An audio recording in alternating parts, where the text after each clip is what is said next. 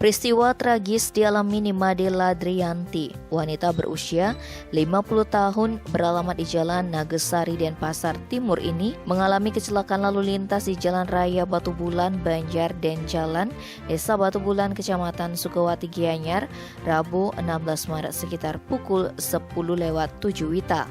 Meski terseret hingga masuk ke kolong truk, dia selamat dari maut.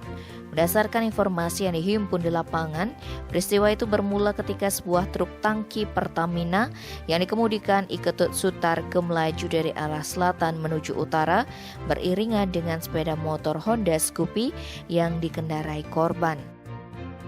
Setibanya di TKP, sopir truk yang beralamat di Banjar Ume, Desa Peguyangan, KJ Denpasar, tidak bisa menguasai kendaraannya dan oleng sehingga menabrak tiang lampu lalu lintas serta pohon perindang yang ada di barat jalan.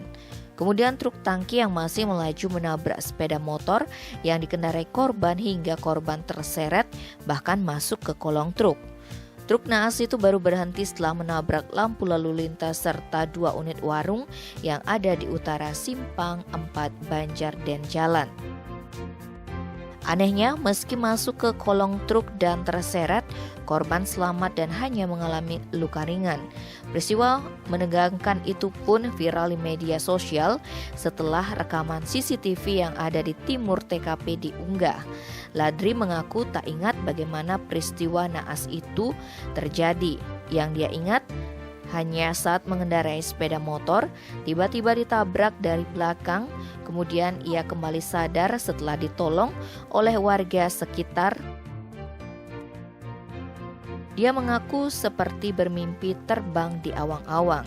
Dalam mimpi tersebut, samar-samar dia mendengar bisikan yang mengatakan bahwa tugasnya di dunia belum selesai. Terlebih sehari-hari, dia dipercaya mengobati orang secara niskala.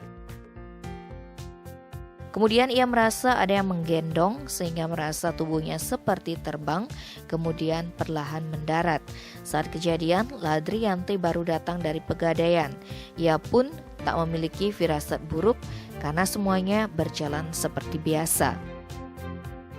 Tim Bali Express melaporkan.